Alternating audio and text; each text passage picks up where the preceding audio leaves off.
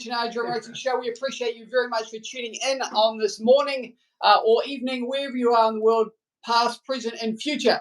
So we have a special guest here, Trey from HydratedFPV.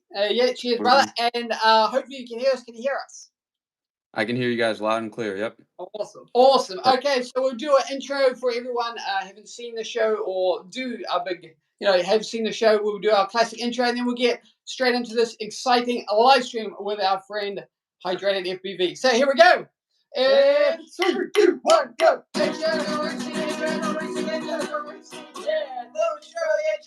Racing, and we are your hosts. I'm Harry. And I'm Richard. And this is our special guest, HydratedFPV. What's going on, guys? In everyone. Yeah, there you go. So we appreciate everybody tuning in, and welcome very much to this Pro FPV Drone Pilot himself, Trey. What's going on, guys? Harry and Richard, how you guys doing? Good, thank you. Cheers. Now, thanks very much for doing this live stream. In terms of comments, remember to comment below. And if you've got any questions, we'll endeavour to answer them. Yes. And yeah, it's a pretty casual chat with a good friend Trey here. So let's get underway. Yeah, yes, let's get into it. So maybe you can just do like a little intro of yourself, and then what do you reckon? Something like that. Sounds pretty good. Yeah, for sure. Yeah, so again, I appreciate you guys, having me on. This is my first live stream. I'll have to get a cool little live stream background like you guys, but we'll work on that. But yeah, so my name's Trey. A lot of people on Instagram know me as HydratedFPV. And yeah, I'm a FPV drone pilot. I have a background, in photography. That's kind of where my creative side started. Cool. And I live in the southeast of Florida in the United States. Nice. And yeah. Very cool. Very cool. And we appreciate everybody tuning in. Past, present, future. That's cool. Right. Yeah. That's very cool. It's what's it like to live in Florida? Is it quite? I'm sure there's many nice people, and it's a great place, great weather and climate, and all that kind of stuff. Yeah, for the most part, it's pretty awesome. So I come originally from Illinois. It's a little bit more Midwest, or kind of central, but closer to the north of the United States, and it's pretty cold there. And then, like I said, I moved down to Florida in 2013, and yeah, it's been pretty nice. The weather's, for the most part, pretty good. Occasionally, we get the hurricanes here and there, a little bit of rain and flooding, but for the most part, year-round, it's either hot, and maybe for 3 months of the year, it's kind of cool and windy. Nice. So for the most part, it's pretty nice. And yeah, as far as the people, it's fairly populated here in Florida, and a lot more people are moving down here recently. But for the most part, people are pretty cool and keep to themselves for the most part. Oh, nice. And what do you think about like the drone community over there? Pretty good? Yeah, there's a lot of pilots in Florida. I'm kind of in a weird spot where I'm at. There's a lot more pilots just a little bit further south than me, and then also a lot more a little bit further north. But I do have a couple of guys, that I fly with here locally, and and I've actually met a couple guys up in Melbourne as well. But yeah, there's definitely a lot of pilots in Florida for sure. No, that's good. That's what you want. So, yeah. So just for the viewers that are watching, how did you sort of get into the world of FPV drone flying or freestyle or cinematography? Yeah, so like I said, I kind of started my creative journey with photography. I did photography for quite a bit and kind of fell off a little bit when I got into the Army. I was in that for a couple years, and then I got out, and I was actually doing dent repair on vehicles for the past 8 years. And then I got a camera drone, just like a DJI drone. That's kind of what started it. That's kind of what started my interest in the drones, actually. But yeah, I took it out the first day. I got it and went out to kind of like a swampy area and never saw it from those angles. And yeah, I just kind of like fell in love with the drones. Just being up in the air is something new and something really cool. And then just kind of spiraled out of control, if you want to call it that. And kind of got my first FPV drone was the Beta FPV Cetus. It's like a small little whoop. And that's kind of what really kicked it off. And I was like, I really like this. I gotta see if I can do something with this. And yeah, just after a couple months of flying, I fell in love with it, and I kind of had that weird little click where I kind of wanted to. I never did videography. Like I said, my main squeeze was photography. So I Okay. wasn't into editing or whatnot. I didn't have a whole lot of experience in that. Yeah. Other than the past, past 2 years, I kind of have been dabbling a lot more into it and trying to hone in on my craft a little bit, I guess. But yeah, that's kind of how it started. It started out with a DJI Air 3, actually. Nice. Wow, that's cool. Yeah. So did you do quite a lot of I guess people getting into the hobby, they go to like simulators and then Oh, they yeah. train on simulators and then they start doing the real. then they start doing the real thing, or did you kind of just go straight into like Dive straight in the deep end, Karen. Yeah, so the first FPV sim I got into was Liftoff. oh So, but it was crazy. So the first time I tried FPV, I watched a couple videos. I was like, oh, that looks like pretty fun. I see people doing flips and whatnot. But I get into the sim, and I just could not get it. I was like, how in the heck do you do this? It was nice, just so confusing, like the movements and the controls. How every input you put on the sticks, that's what's controlling the drone. So it took me a little bit to kind of understand the physics of it. Um, but then I would say maybe 3 weeks later, I got the Cetus, and I just jumped straight into it and started flying with that. mm, Um, and then I kind of got, I wouldn't say good, but I got decent enough where I was like, let me fly something bigger. So, I got or what it was, a 3.5 inch Cinewhoop by Rotor Riot. That's a decent And that was size. kind of my introduction into like a bigger whoop style drone. Okay. yeah, because you do city lifters as well, don't you? I've seen you Yeah, flying yeah, around. yeah. Yeah, so yeah, a lot of the stuff I like to focus on is cinematic. That's kind of what I'm really Nice interested in. food and yeah. I like the film. Yeah, I like the filming. And yeah, I do have a Cinelifter. It's capable of carrying just a little, almost 7 pounds, close to 8 pounds of a payload. Um, Looks at an the specific Cinelifter that I have is the iFlight Taurus X8 Pro Max. It's a big big one, yeah. name. But yeah, it's an X8. It's got 8 motors on it. You can hard mount a cinema camera on it, or you can also put a gimbal and dual operate the drone. So you have one person flying the drone, another Nice, person that's actually controlling the camera. And you can get some pretty extravagant shots with a dual op setup. Just a little bit different than FPV.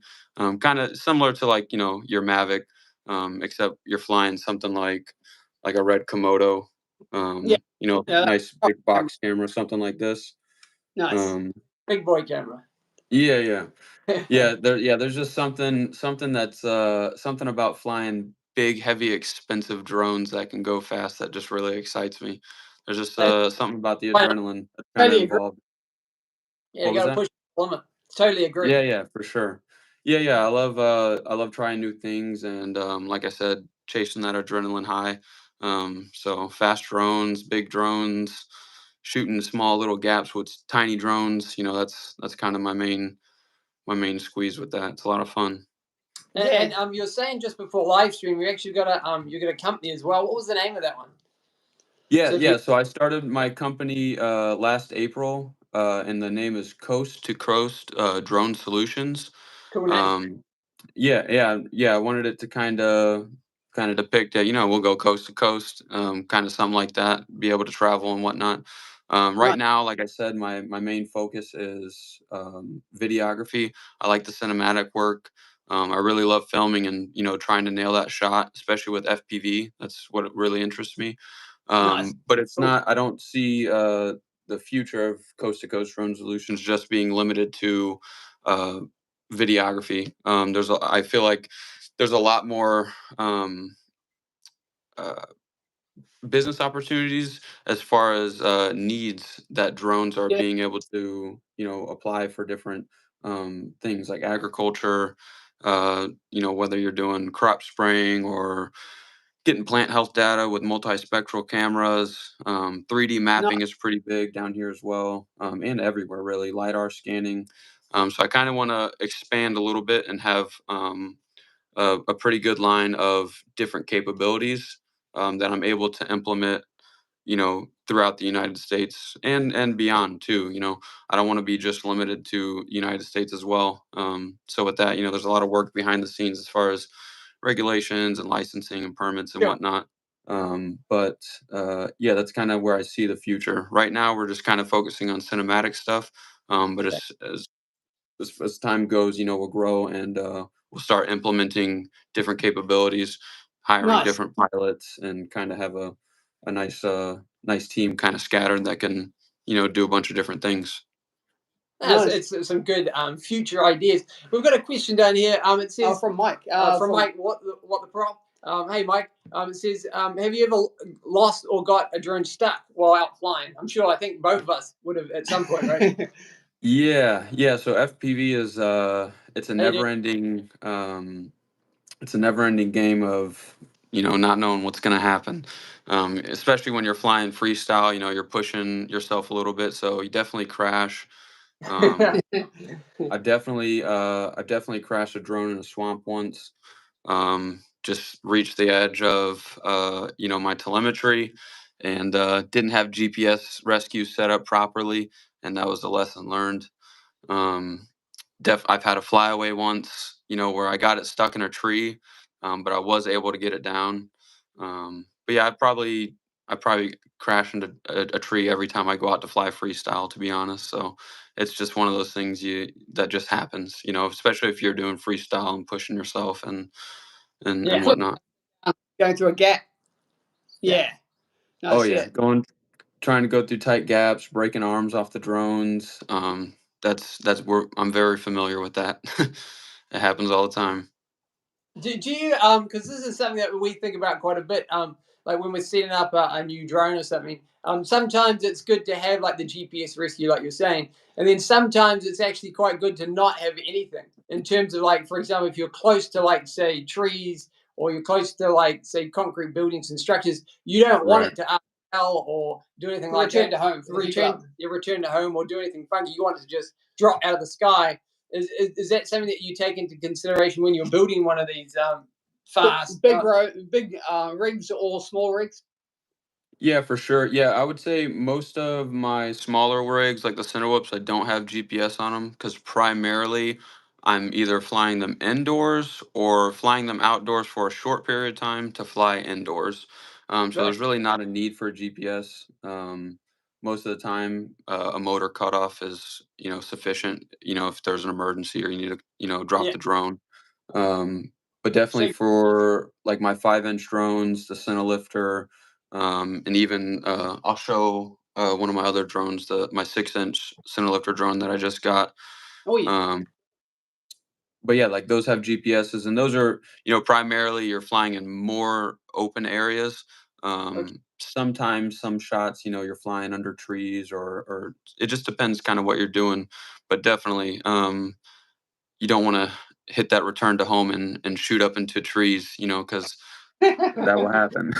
The FPV drones don't have sensors like the DJI drones do, so definitely a little bit more risky. You probably could add them, but you really don't want to. Yeah. You can add like LiDAR onto them and whatnot, but it just depends like what application you want to get into. You were talking about scene lifters and stuff, in terms of like the dual operating stuff. We actually made a dual operator one on our channel. Before, yeah, you probably did. Before scene lifters were a thing, so we had to do quite a lot of our own custom CNC cutting and stuff like that to try and work out how to put an actual. I think we ended up putting a Ronin RS2 gimbal on it with the Sony camera on top. But it's always right on the edge of like overheating with the ESCs, and you got to just because of like it's the size and like what we had at the time. But it can do it. But yeah, you're always pushing it to the absolute brink of possibility when you boot that bad boy up to go. So I understand what you're talking about with the. Yeah, with flying, and flying with anything, whether it's a 2-inch Cinewhoop or a 5-inch or an X8, there's always that risk factor, and that adrenaline. But I think it's just as That's long fun. as as long as you do your proper maintenance, pre-flight checks and Yeah. whatnot, for the most part, most things are avoidable. And luckily, I haven't had any issues like that as far as like being on set and having like a catastrophic failure or anything like that. Yeah. Um, like I said, pretty much as long as you kind of do your normal maintenance, tighten your screws, go through your beta flight, make sure your wires aren't broken on your VTX or whatever. Yeah. Yeah. Connect to your antenna. You just do your maintenance, and for the most part, things will work out. Nice. Just for the audience that are watching, when we talking about like 5-inch, 2.5 inch, and 3.5 inches, those kind of things, we're talking about the propeller sizes. Just so you know, like for example, just as an example, like this here is we will call this drone a 5-inch, just because of the prop size and so forth. Just for them. Yeah. And this is I have a couple here laying out. So this Nice. is a 2.5-inch propeller sized drone. This is actually made by Oddity RC. It's a nice Nice. little small package. Like I said, it pretty much is the size of my entire hand. So it's a pretty tight package. It's also in 6S, so it's takes 6S batteries. So it's still got the power, but you can obviously dial it down. Like I said, I use this one to fly indoors a lot. Okay. It's super smooth, and yeah, it flies like a cloud, honestly. And it's got the power if you need it, if you were to go like outside and whatnot. So yeah, something like that is what I would fly indoors. Well, what's And then since the 6 is, what sort of punch would you get in terms of the top end? Would it be quite a big boost? yeah. So I mean, with these motors too, I think the motors on here, they're the 1405s, 3200 kV. They have plenty of power. Like I said, a lot of the times you have to kind of reduce your throttle limit because it has so much power. And once you kind of reduce that limit, it kind of it's a little bit more tamed. No, that's Or if you're primarily going to be flying something like this outdoors, you Yeah. increase your throttle limit so you have more punch out for different things. Um, nice.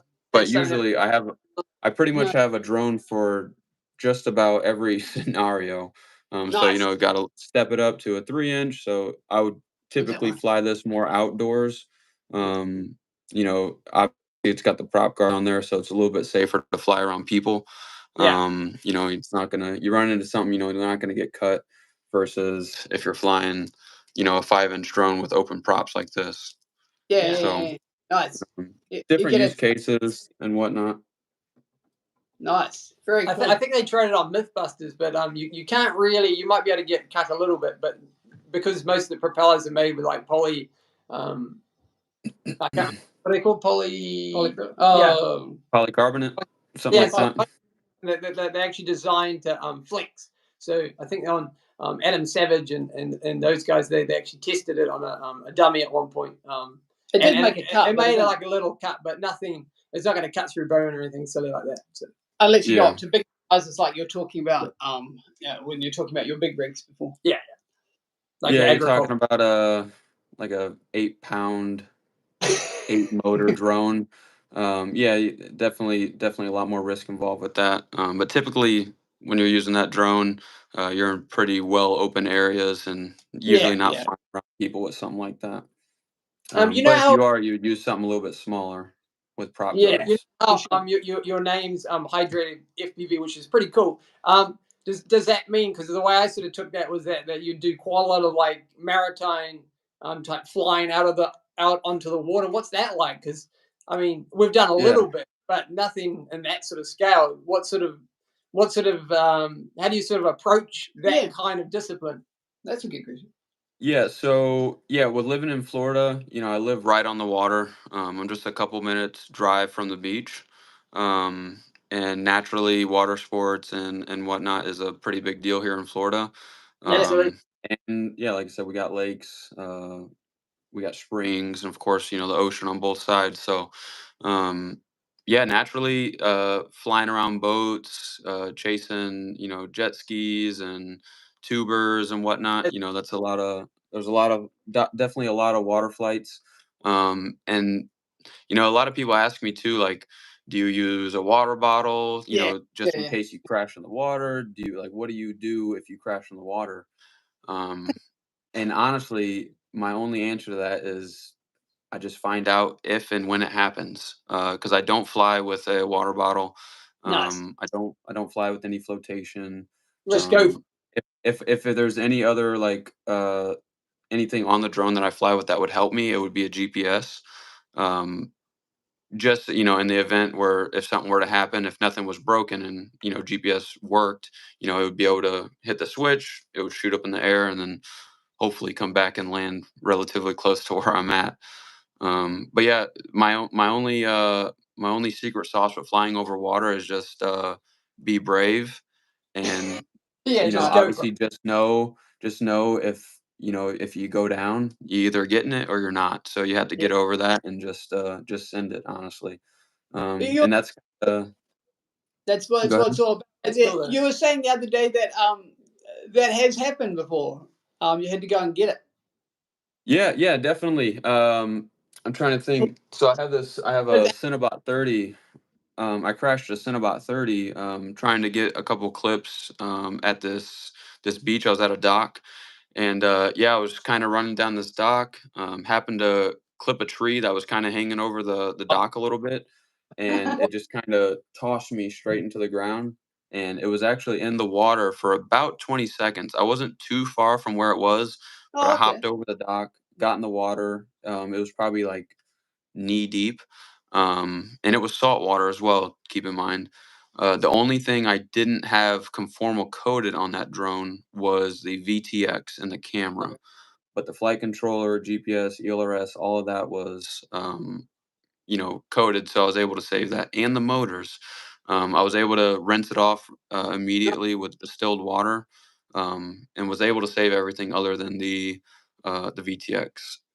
That's minor though. And we did have another crash. I was out with FPV Joey, where we were flying, just getting some sunset shots, and yeah, his drone just happened to fall out of the sky, um, and just because of a little error. We think it came down to this specific conformal coating, like causing overheating on the Uh-huh. flight controller, Oh, which is a weird issue.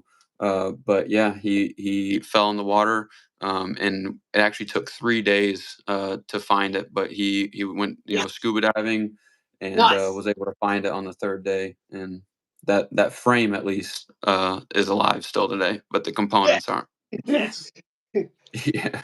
Pretty cool. Yeah, put that one on the wall. I guess we've got two situations where we've landed in the water with our drone. The first one was we were a little Mobile 7. What's up, It's Joe? kind of a little toothpick drone type thing, yeah. And we were doing all the tricks and spins and stuff because that's what we use. We don't really use simulators as such. We just use that little guy. Yeah. To practice or train or whatever. Yeah, so it landed or crash landed, should we say? I think it ran out of battery. I can't remember exactly why. Into a bucket of water that we just had sitting there. So Of course. we quickly ran along, pulled it up, gave it a shake, and off she went. But it still goes today. But yeah, so that was one time. And the other time was on one of our episodes where we were flying behind our friend Jay.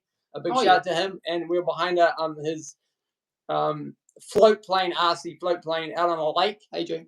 Yep. And I think I started it. I think we started the episode, and then I like 10 seconds in on takeoff after you're just about to get ready for his takeoff right behind him. I started out with it was a 5-inch drone.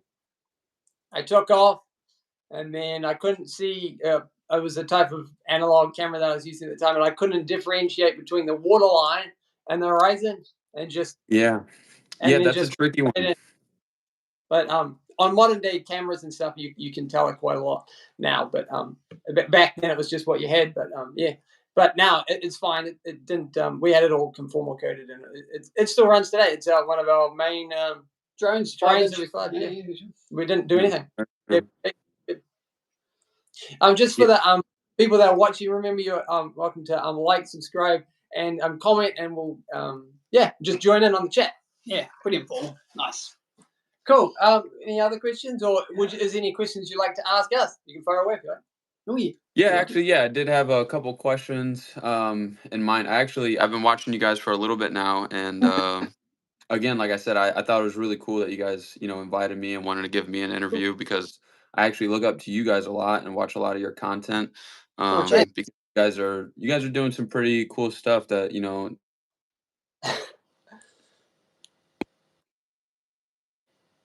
Oh, I think we may have lost them. Hang on a second. Can you hear me? There we go. Can you hear me? We're all saved. Sorry about that.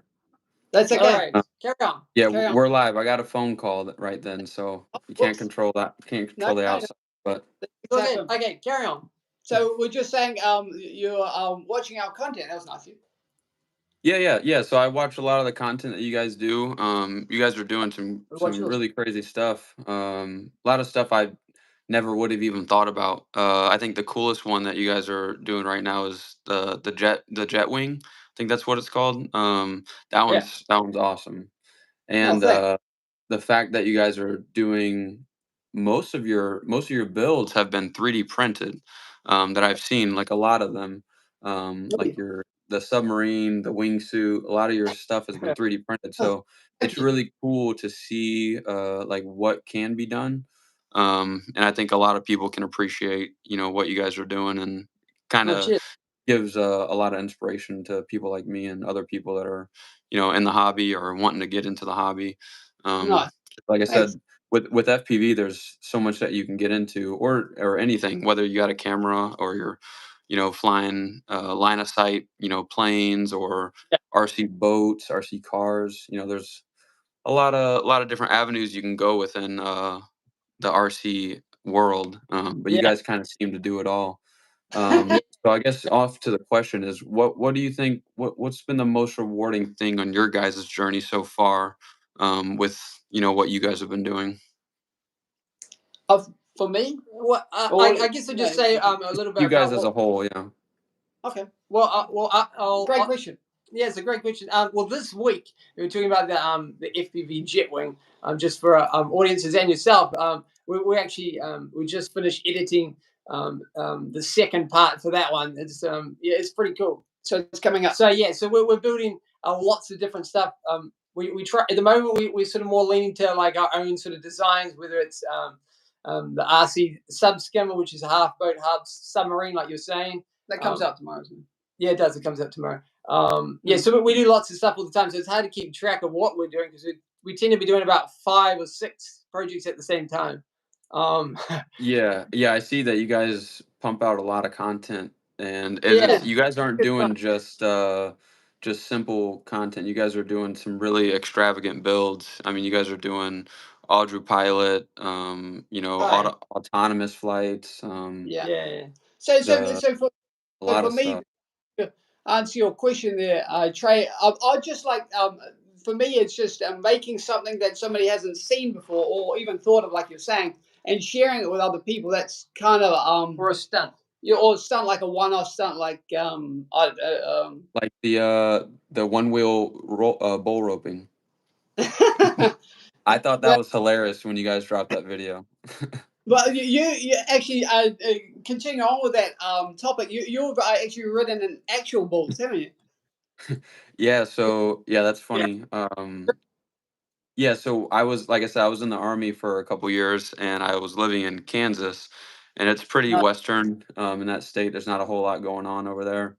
But I had a buddy that rode bulls that was in the Army, and one night, he asked if I wanted to go with him, and I went with him. They had this. It's a venue that was like a couple hours away, where it's in a country bar, like a country themed bar, that also has indoor bull riding on the weekends. That's so cool. And it's very American. It's very American, but but yeah, So you that's an actual sign. bull, not a mechanical bull, right? We're talking about actual bulls for the people in Yeah, New so they Zealand. have a mechanical bull, and Mm. but they also have real live bulls. So Just you from go and record. sign your life away. You know, you sign Yeah. a little waiver. You Yeah. pay a certain amount of money, and you can Sure. actually win money. So obviously, in bull riding, you get scored based off of the bull gets up to 50 points, and then the rider gets up to 50 points. So the Yeah. harder your bull bucks, the more style you have, you can Yeah. get up to 100 points. Yeah, But so also, like I said, that little money that you pay into the bull riding, Is you have it a to this? chance to win the pot if you have the best ride. That's very cool. Um, I've only done it. I've only been on 4 bulls so far. Only. It says I I only. I retired when I got out of the army. Yeah. Fair yeah. enough. No, We can't see that we've ridden any bulls. we ride horses. We but- ride lots of horses. We do lots of stunt riding type stuff, trick riding, Yeah, yeah. horse jumping. It's kind of our thing. kind horse of our jumping. thing. It's kind of a But new thing that we've sort of been doing after sort of lockdown. We never particularly liked horses all that much, and then before lockdown, but we got watching a TV program, and then got now into we've been doing all those sorts of things ever since. So yeah, if it's pretty much dangerous, or like you're saying with going Risking the- fast yeah. or stunts, we're pretty much keen to give it a go. like or anything, whether it's fast cars or anything really. yeah. You got to go for these things. You only got one life, and you got to make the most of it.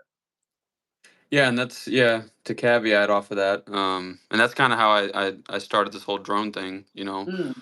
Um, but I just wanted to take it a step further and try and do it as a business, just like Yeah, anyone else. I love flying for one, yeah, but to be that's able good. to, I think the biggest thing I love the most is because, like I said, I like to fly cinematic, so just like nailing that shot, it's just like Yeah, really satisfying. And that's pretty much that really just keeps me going. And obviously, not everyone's gonna like what you make, or oh yeah, but you don't really make it for other people. You kind of make it for yourself, and that's then right. the people that do like your content or whatever will follow and Yeah, give you support. So, um, but yeah, pretty much with anything. I mean, I think you got to be with FPV, especially. I think we're all pretty adrenaline junkies.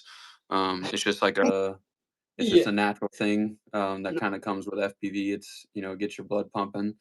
And that's also another thing on why I love flying, because it gives me that adrenaline that I'm always seeking. So no, it's a nice outlet for me, I think. yeah, it's cool, man. Yeah, no, you just got to go for it sometimes, don't you? Yeah. Oh It's yeah, like yeah. business thing. Absolutely, just go for it, man. So remember, audiences, go and check out Hydrated FPV's channel when you get a chance, because we follow him on Instagram regularly, and he's a great guy. And YouTube, yep. And Sure. YouTube for sure. Yeah. Appreciate- And any other questions? Sir? Yeah, I've just got another one. Oh yeah, you're going back to how we were talking about like a flying spot. So what's your flying spot like? If you get Your like favorite. your favorite one, like an island or Or we're not allowed to hear about it because it might be super secret. oh yeah.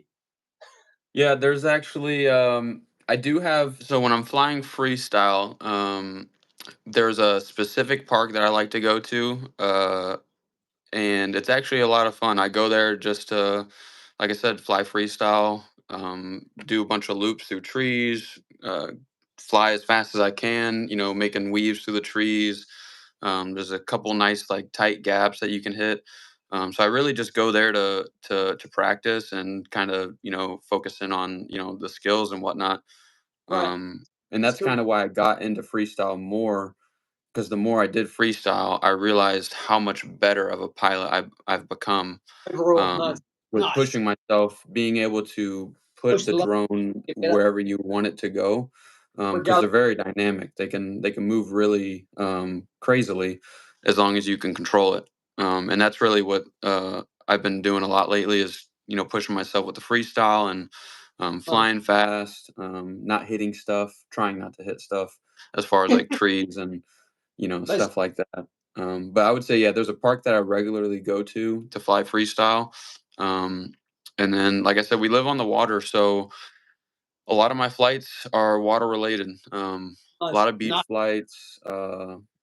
Like I said, most of the stuff I do is cinematic, so I'm always trying to find different lines to fly, to get different, different angles for different shots. Sure.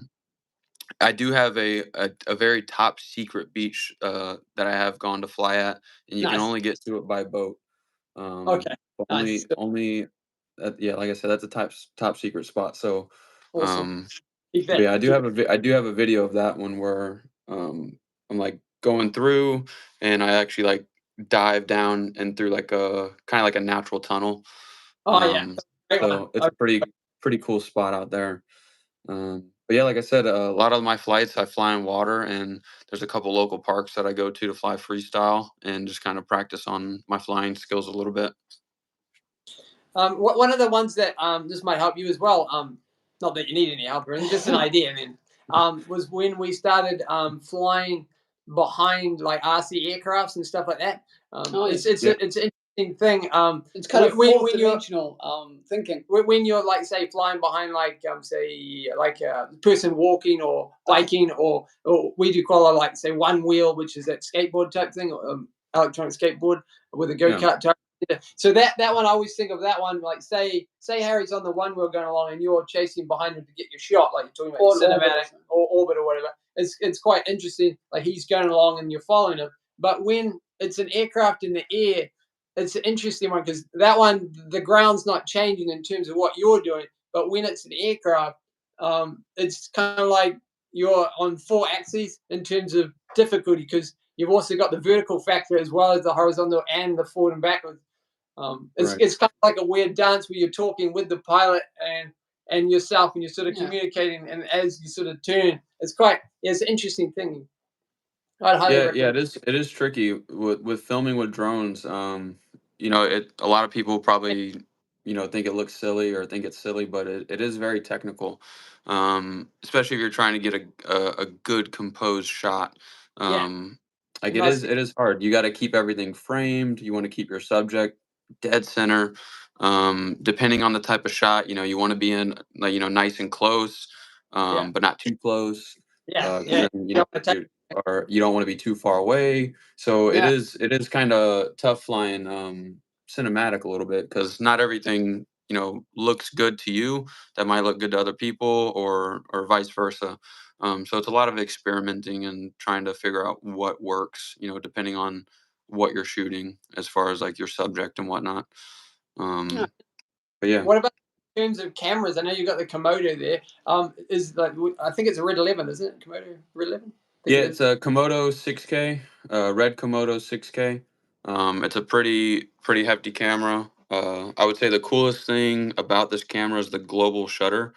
So you're not going to get those light streaks and bends whenever you're doing fast movements. So it's like Okay. perfect for FPV.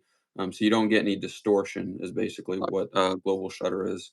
So No. this is like and actually, this camera originally, when this camera was built, it was built to be a crash camera for higher end production because it's a little bit cheaper. When I say cheap, it's cheaper compared to Yeah. say Yeah. a $50,000 RE camera, or Yeah.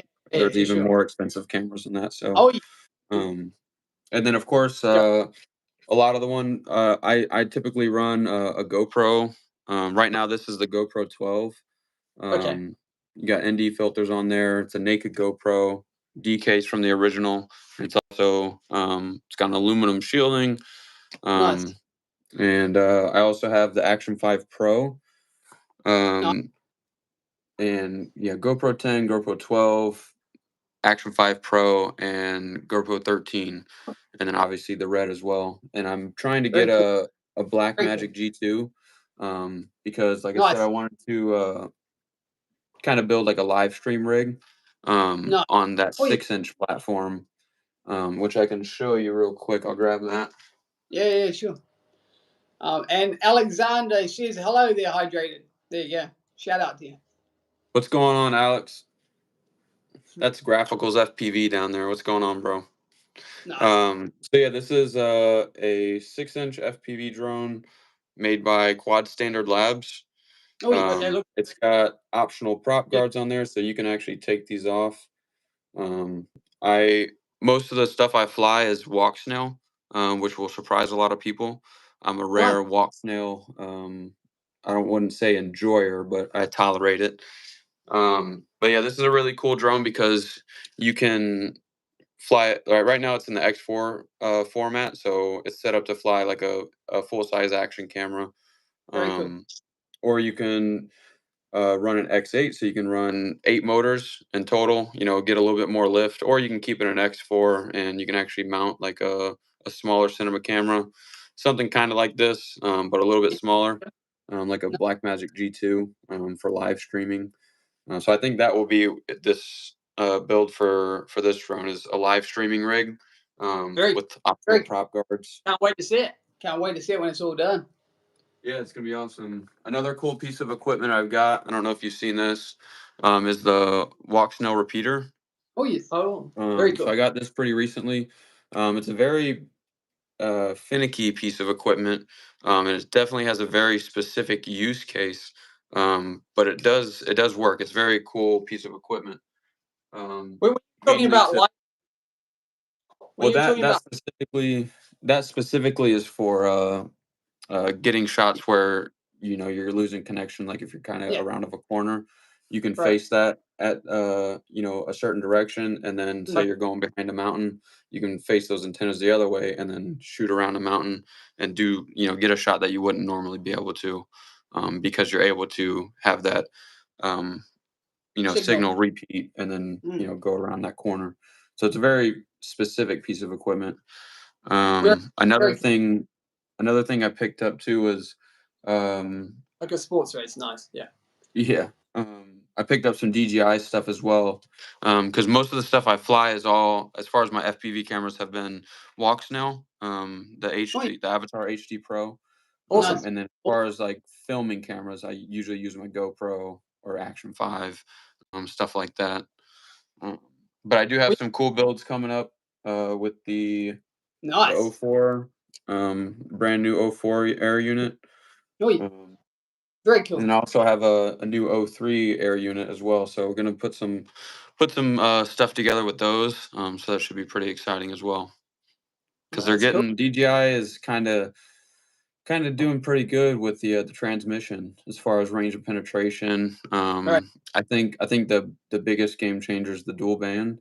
Yeah. Obviously, only if you're using their remote, because it Sure. doesn't hit dual It's band unless you're very using their specific. remote. Yeah.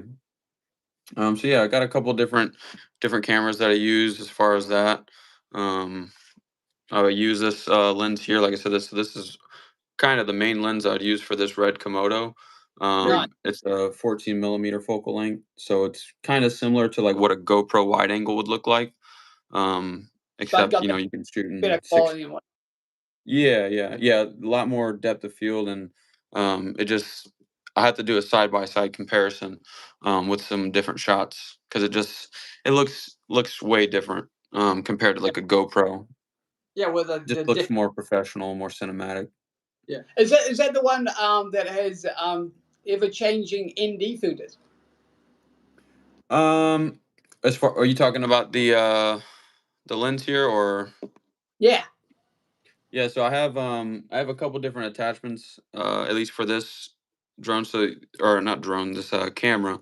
There's Yeah. variable NDs, so I put like an adapter on here, and I can Nice. have like a little dial, so I can switch between what stop of light I want to have. Yeah. And then there's also some NDs for this lens as well. Nice. There's some screw-on ones, and also some plate ND, some glass plates that you can also have on a mount that just kind of cover the Yeah. lens like that. And for the But yeah, people out there, definitely I was just saying for the people out for there the that don't know NDs. what an ND filter is, we're talking about like a sunshades for your camera. Yeah. So there's not too much light let in. Yeah. That's what we're Yeah, talking so about. like without it, that's kind of what it looks like. And then this one here is an ND8, so you can kind of see the Yeah. Dude. darkness behind it. So typically, like I said, that filters out the sun a little bit, and you run your camera settings in a certain way where you can get some nice motion blur and kind of drown out that sunlight just a little bit, so your camera settings are working with you instead of Yeah. against you. It makes it a lot easier in editing for sure, and looks Yes. way better. Sure. You were talking about before about live streaming in terms of flying. Are we talking about live streaming at an event like I don't say I don't know drift track or something like that, and then Yeah. broadcasting to the actual event so they can use it as a additional camera. Is that kind of like what we're talking about? Yeah. So you're able to, yeah, that's basically what I'm getting at for the live streaming. Mainly doing Nice, that for events, like, commercial work.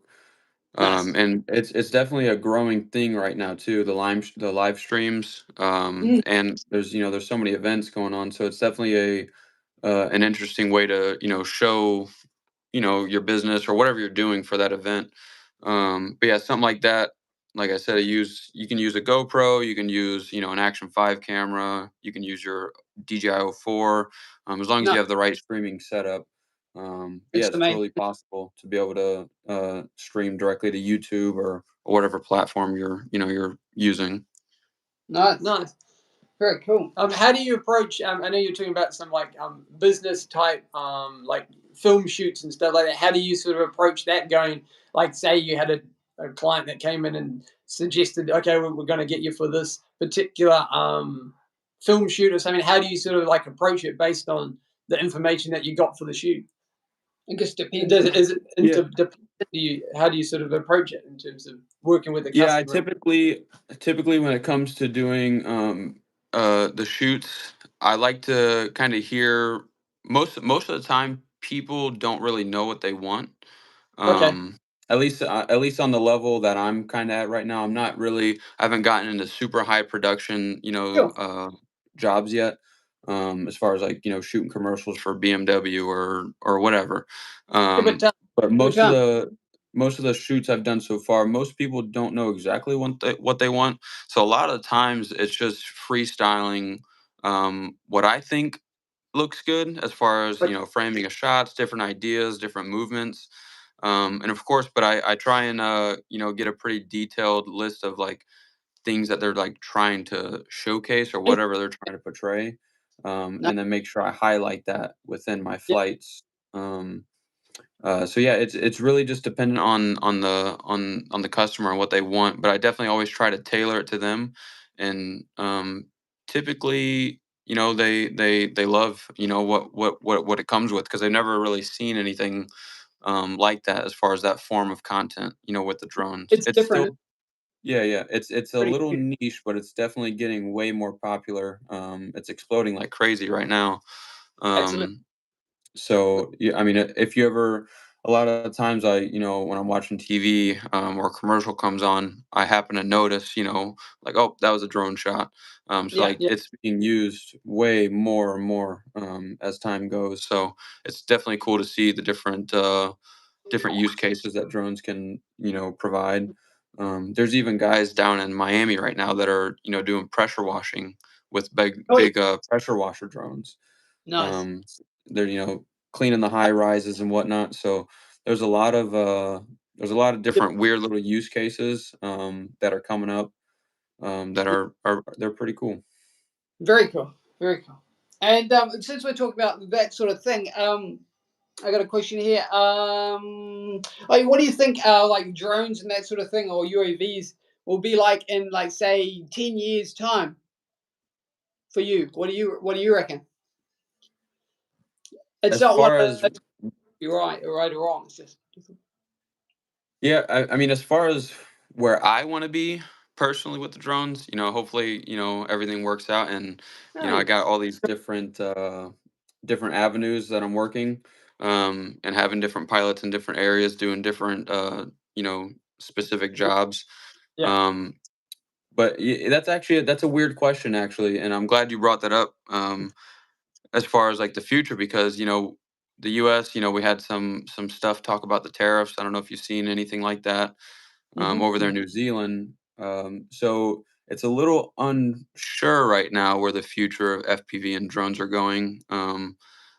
But I think as long as the governments, stop doing the little hissy fit, they'll figure it out because we all have to kind of work together to make everything go around.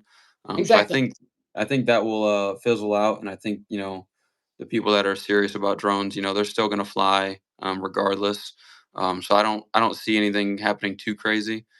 No. But have you guys felt the effects of the tariffs at all, as far as like pricing, buying stuff, or have you seen anything like that in New Zealand? Yeah, a little bit like that. I guess going back a little bit in time, when we first got into drones, that there was a big thing about people thinking that we're going we're going back, a couple of years, not too long ago.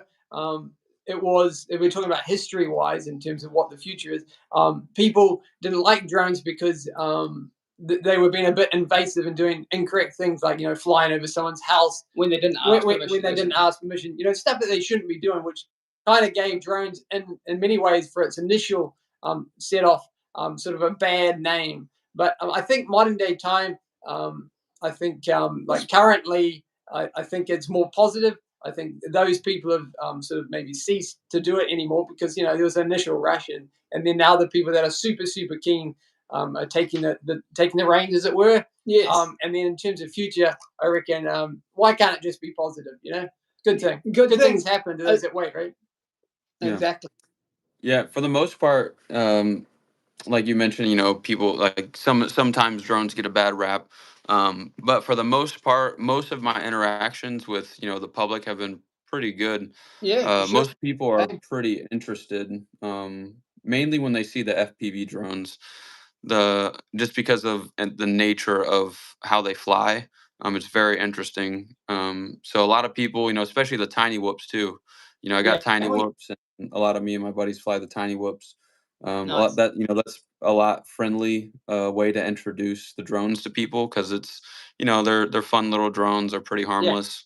But yeah, like I said, for the most part, sometimes we'll bring out a TV and hook up the the TV up to the goggles so people can watch. Sometimes so we always try to educate people at least when we go out, and any chance we get that we come across people when we're flying, we always try to at least have some sort of an education because there's a lot of misconception with the drones, and really it just comes down to the pilot, and as long as you're being exactly, it comes respectful, down to as long as you're being respectful, there's usually not any issues. Oh, we'll leave it there in that particular topic, and everything's positive, and we're aiming for that. That's exactly.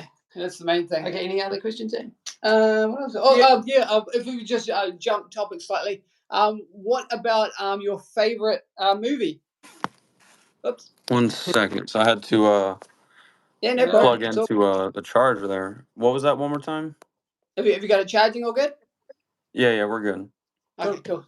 So what was your favorite movie? What's your favorite movie at the moment? My favorite movie at the moment, that's a tough one because I don't watch a whole lot of movies too much. I would have to say, yeah, that's a tough one. On the spot. Like I said, I don't watch a whole lot of movies like too often. Sometimes I watch Netflix and whatnot, but sure. It could be a series. I don't do it too often. It could be a computer game or something as well. Like, well, while you think of that in the background, we'll ask you another question so you can ponder that question. What should we ask you?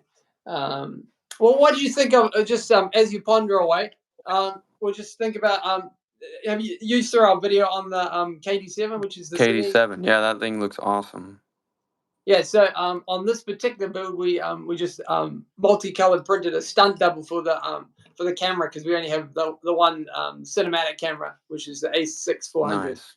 The Sony one. But so this one's the same sort of deal like you're saying before. It's an X4, but with the option of putting an X8 underneath. Yeah, it's very similar. It's a 6S Cine lifter, quite heavy once you got all the batteries and everything attached. But so far so good. So yeah, it's obviously customized, but she's going good. And what about you, Richard? Yeah, that's awesome. Thanks. What about you? What kind of movie would you say that you're into at the moment? I'm going to go with Jackie Chan's Ride On, which is one where he's doing stunts with horses and stuff. Yes, it's pretty cool. Yes, we do like Jackie Chan. Very cool dude, and it's quite cool to see his stunts. But also, like, I don't know if you've ever seen it. There's a very old one that we got very long time ago. Since we're talking about cinema lifters, and those sorts of things. It was called Jackie Chan's My Stunts, and he goes through kind of like how he sets up the shot, which is kind of an interesting thing, especially as like say it applies to like drone pilots and those sorts of things, and how to get the best angle. So obviously angles. he's using it Yeah. in stunt and kung fu and martial arts type thing. But it all applies into modern day. You're talking about movie making and films and shots like that. So yeah, we highly recommend my stunts and the other movies. Yeah, I have to check that out. So that's kind of our movies of the week, I guess. Movies. I had a question as well. Oh, yeah. Or I still have a couple questions. Who's the Oh, yeah. brains and who's the bronze between Harry and Richard? Who would you say? Are you guys both pretty equal? Yeah, I suppose so. I mean, generally speaking, very when we were little, we did 7 sports a week, and Oh yeah. and when we would be say racing, this is just an example. We would always be in the same race. Say we're swimming. I don't know. Since we're talking aquatics, and we used to be swimming sports, so we would be swimming. Say doing freestyle. You're against a race against other people. Say I don't know 8 people in the race, but every now and then you'll be going swim, swim, swim, and then you'll be cheering the other guy on in the next lane to go faster. Yeah. I would say the answer to that one would be we're both pretty much the same. Yeah, and in terms of like so in terms of skill set, so that was the brawn kind of thing. In terms of the skill set, in terms of editing or FPV pilot, I guess it just depends on what we're doing. Like for example, when we did the world's first rocket boosted helicopter stunt that we did flight. Yeah. That was more like just a situational thing. Harry had just done the initial hover, so why not just let Harry take the reins on the flight for that one? So it's more of just a coincidence more than he has to fly or I have to fly. We're pretty much even Stevens. Yeah, for sure. But that was one of the worst technical oscillating planes of the helicopter in this case to fly. A very very interesting guy to fly, which is interesting on a maiden flight. It was cool. It was cool to pull that out of the bag. Yeah. So that would be my answer to that. For sure. Now, it's always quite good pushing the limits and like you're saying, flying out over the water is for some people wouldn't even be thinking that. No, we always have you on the show to illustrate that. I guess for us, we spend quite a lot of our time flying quite close with its line of sight, whether we're doing RC planes or jets or drones. We fly quite close because obviously when you're doing line of sight, you can't fly too far away. Hence the reason why we're like, if you can go behind a tree or an obstacle or something. So we fly quite close to the ground, as it were. It's an interesting skill set when you like quite a lot of like DJI Mavic type people. They fly instantly really, really high, but for us, it's quite an opposite because I always feel that the higher I go, the more chance of something going wrong for some reason. Just like you're talking about like flying water, it's an added additional stress, but it's also an exciting thing as well. You want to push through that extra stress and come out the other end with a win. Yeah, absolutely. What he said. Yeah, it's always a dance between risking it for the reward, whether you're flying low, like really low, over just the ground or over the water. Yes. Hitting gaps. There's always that risk involved. Like I can miscalculate this and completely obliterate my drone into this wall or whatever you're doing. Just depends on what you're doing. So it's there's definitely a lot of risk involved, but that's kind of why it's so fun to fly. That's right, because you don't go out to bust anything or break it. No. You're going. Yeah, you never have the intent. Yeah. Yeah. You're going there to get that magic shot that nobody else has got, or fly that machine that nobody else could fly. Yeah, do you have a sort of set routine that you do prior to the initial flight or the big the flight that for example for a client or something? Like I know that we have sort of like a little routine, like we'll do our flight checks. We'll sort of go through mentally, like if something went wrong, what do I do? Where do I land? Do I listen to music? Some people have like certain tracks that they listen to, like they're doing like X Games and snowboarding. They have like these beats. And do you do that sort of thing, like? Yeah, I would say for me, definitely whenever we're doing any type of like commercial type work, always have, someone else, at least one other person. Usually always have two other people that are there, helping Nice. um, for setup. And definitely whenever we're flying, we walk the areas, scout all the hazards first for one, anything that we could Good. fly into, anything that might take the drone out of the air. Sure. Um, so there's definitely, like I said, you got to do your risk checks, and then also, if you have an idea for a video, you got to figure out what line you want to fly, what path Yeah. you want to take for the shots. So that's another tricky one that you have to kind of figure out. And a lot of times, you don't know, you kind of have an idea, but you really Yeah. figure it out once you're in the air and you fly it, You can because you can feel it. kind of have a better idea of what it looks like, in your Yeah. It's goggles. always different. Yeah. Um, Yeah. yeah, so it's a little bit different. But yeah, definitely we go through different checks. And also, I would say 50% of it is just sending it.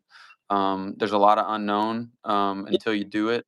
Uh, Nice. so, like next week, we actually have a very technical flight planned, and it's a first. So we're going to be flying a music venue, Oh and yes, it's I going did. to be a rave style video or a rave style venue.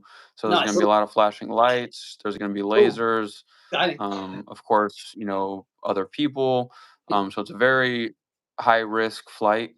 Um, that I'm going to be learning a lot, while doing it. Yeah. But that's all a part of the journey, with FPV and filming. No, Um, exciting. so it should be pretty exciting, and really excited for that to happen. Nice. Yeah, for sure. The only thing I could relate to that is we've never done anything in terms of like parties with people underneath. But the closest thing I could relate to that topic would be when we flew out over the top of a roller hockey or Oh yeah. ice hockey game, but On the on maiden flight. concrete, so it's a roller hockey. Same, same, Yeah, same. But that was our maiden flight. So we just done like an initial hover, and we just sent it on one of the episodes of the series that we did. But the same sort of thing. There's real people underneath you playing their game. Obviously, they can hear you and they're aware, but But they're not used to it too. That was an interesting thing. Is that so like when we first went out onto the rink, I remember one guy and he freaked out. he freaked out and jumped to the ground. So it's an interesting one. So So yeah, I would say in terms of advice, I would say just make obviously everybody's going to be aware of it. You're gonna make sure that everybody knows, but yeah. yeah, just be prepared for the unexpected. yeah, and you'll be fine. Yeah, yeah. I would say the biggest concern, the two biggest concerns for that flight, are definitely the lasers, because you can Yeah. damage the Oh yeah. cameras, whether the FPV camera or the actual GoPro, Sure. and then obviously the people. That's the biggest concern. Yeah. You got people jumping around, going crazy, throwing Really good. hands.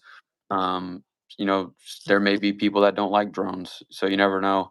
And But like Fitty. I said, that's just part of the game. You figure out whenever you fly. So, but like I Yeah. said, I don't think there'll be any issues. It's gonna be a No, pretty cool shoot. We got some. It should be a very very dynamic video. So, very cool. very excited for it. Awesome. And for the people at home or tuning in, would it be quite soon after? Is it the reels for that and posts and all that sort of thing will be coming out? Or is that just going specifically to that client, or where can Yeah, they see? so this content will be posted on Instagram. Sweet, Obviously, it'll be posted on YouTube as well. nice. Most of the stuff I've been posting has been on Instagram. I'm Okay, trying to figure out different ways, and a different layout for content. So I yeah, got some stuff in the works as far as things going forward and yeah, how I present content and how I edit. no, Um, Pretty exciting, soon I'm hopefully not going to be editing, and I'll just be sticking to flying and nice, having, an actual editor that edits all my stuff for me, awesome, because it's awesome. having to edit all your stuff is very time consuming as well when you got a bunch of other stuff going on. So we're almost to that point where I need to, have an editor. Nice, um, but that's another thing that I like doing too. I like doing editing. A lot of the stuff is just what I come up with, with the sound design, nice, and whatnot. I kind of have like a somewhat of a vision whenever I'm flying, and then all the real magic happens. When you're sitting behind the computer for six Ex- hours trying to figure out how yeah, to edit something. yeah, yeah. So but we, we it's always fun. Oh, I was just going to add to that is that we often find that we have an idea when because we mainly do YouTube episodes like builds and flights and one-off kind of builds and those sorts of things. But it's interesting. We have a kind of an idea of what the episode will be, but then we find when we go into editing, it actually takes its own path, and then you go with it. Not do you kind of find that in editing? Yeah, for sure. Yeah, there's been many times where, you know, I had an idea and, you know, I get through it and I'm like, I don't think this works, and completely scrapped it. You know what I Yeah, mean? You know, I had, you know, a fully thought out plan, and yeah, it just wasn't, you know, it just wasn't hidden. So definitely, you know, you never really know. Most of the time, the less time you spend on an edit, the better it comes out, because you a lot of times, I mean, I'm really critical of myself, so nice. half of the stuff that I make, I'm like fighting myself, like, oh, people are gonna like this, but you got to really get over that and make the content for yourself, and Yeah, the people that it's, like your content, you know, will follow you and be in your corner. So I that's kind agree. of my biggest advice for other pilots. You know, just do your own thing, and you know, get a lot of inspiration. I get a lot of inspiration from other pilots as well. You know, for different edits and different styles of flying, and you know, watching you guys with the 3D printer and printing all your projects and whatnot. You know, I get all my inspiration from everyone else. So Thanks. I think as long as you do your own thing and kind of, you know, keep it real, everything else kind of falls into place. Yeah, I Yeah, really like your reel where you orbit yourself and your dog on a kind of like on a island, I think it was, with Yeah, quite cool. That was on yeah. Instagram. Yeah, that was a fun time. Yeah, so that video is on Instagram where we went camping on an island here in Florida, and it was actually the first time taking my dog out on a boat and camping on an island. So no, it was pretty exciting. It's a really good time though, yeah. And we go out there no, and fly the drones, you know, on the island, cook some dinner out there. Just a good little pastime here and there. No, very cool. So I think should we leave it there? Do you think? Do you have any other questions Yeah, while we but sort of start finishing up? then Or? we'll just wrap. Um, Let me see. So I got if you could fly anywhere in the world with no Yep. restrictions, where would you fly? Space. Yeah. All right, fair enough. I think you might need rocket boosters for that flight though. It's It a might be it might be That, tough with a little 12S or something. it could be done. we've got some Mm, ideas in the pipeline for space Upcoming. travel here on the International. really? Yeah. All right. Yeah, stay tuned for that, and it's something that we've always wanted to do is to Send it. send it. Sure. Absolutely. Yeah, I'm all But for that. That's awesome. and yeah, so I guess for the people at home, we appreciate you 1,000% from the HNR Generation Show and from Trey, I'm sure, for tuning into this exciting episode with our mate over here, Trey. And what else can we? And we Appreciate can. you guys. Oh, thanks. And where could they find you? Just on Instagram, YouTube? Is there any other social Yeah, media you can platform? find me on Instagram and YouTube at HydratedFPV. And my Nice, business page is Coast to Coast Drone Solutions on nice, Instagram. You can type that full name in and find that on Instagram. awesome. And then also I have a website as well that's, you know, linked on there too. But yeah, like I said, my I have the professional page, and then my FPV page. I just post a little bit different content Nice. than I would on the professional page, but Yeah. a lot more behind the scenes type stuff on the hydrated FPV page versus No, the coast to coast drone solutions page. Okay, and we'll add all that in the description below for the people in the future. yeah, yeah. Well, I'm Awesome, posting. yeah.